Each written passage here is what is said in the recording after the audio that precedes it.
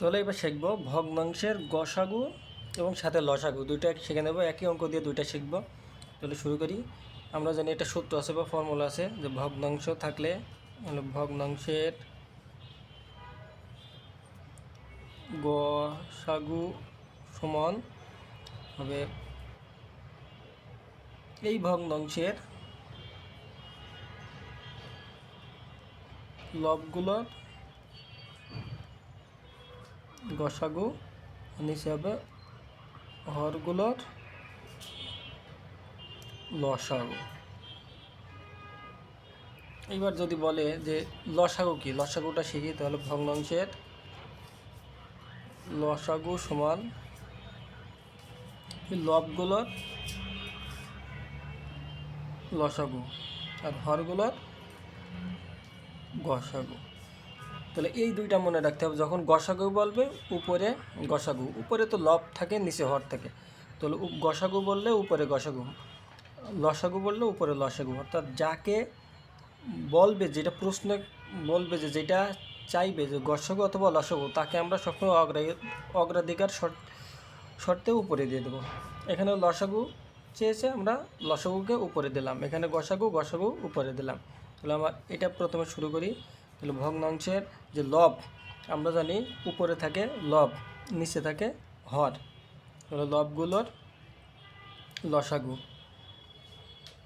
তাহলে গসাগু সমান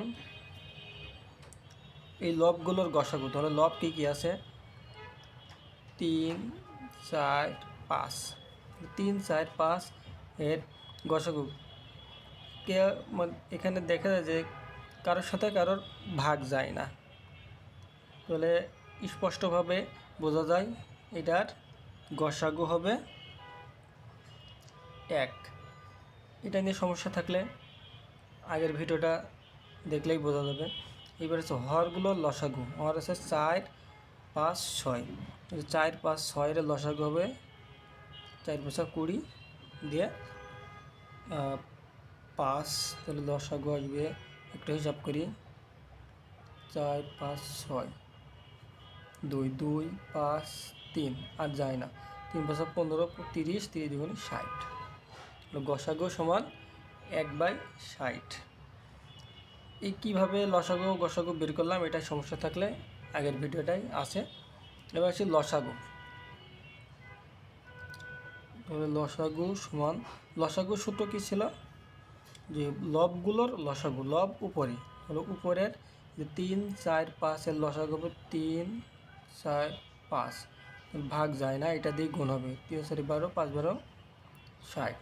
আর নিচে আসবে 4, 5, 6 এর গসাগু। 4, 5, 6 এর গসাগু হবে 1। তো নিচে 1 লেখা লাগে না, 60। গসাগু হচ্ছে 1/60, লসাগু শুধুমাত্র 60। মানে খুব সহজে কিন্তু এটা বুঝলাম। আর এই ধরনের প্রশ্ন পরীক্ষায় খুবই কমন।